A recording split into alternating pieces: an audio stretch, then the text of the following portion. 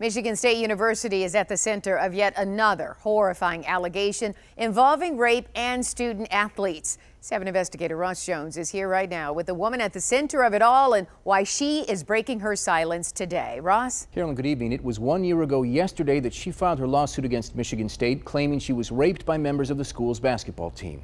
She filed the suit as a Jane Doe, but today Bailey Kowalski wants you to know her name and her story. 1 year ago, her lawsuit sent shockwaves across the campus of Michigan State. Today, she came forward. In an interview with the New York Times, Bailey Kowalski says she wants the world to know what happened to her and wants other women with similar stories to share theirs too. Last April, she filed this lawsuit in federal court, alleging a gang rape in 2015 by 3 members of the MSU basketball team shortly after the Spartans lost to Duke in the Final Four.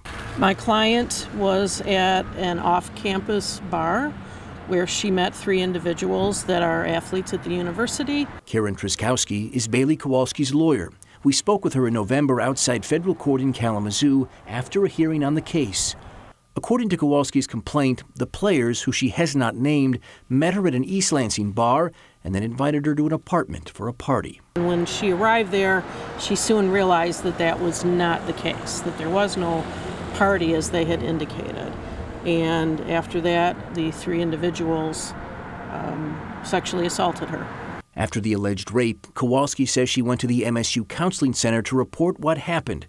She says when she disclosed that her attackers were all basketball players, a counselor responded, "If you pursue this, you're going to be swimming with some really big fish." Ultimately, she never filed a police report.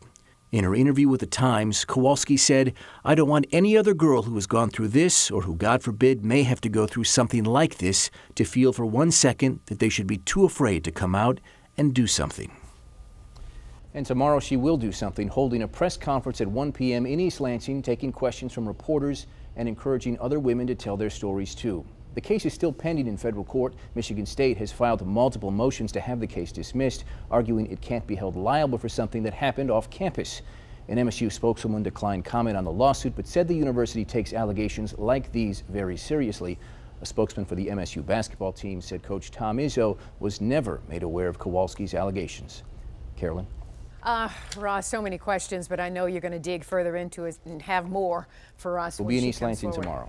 Yeah, a lot to get into. Thank you so much, Ross, as always.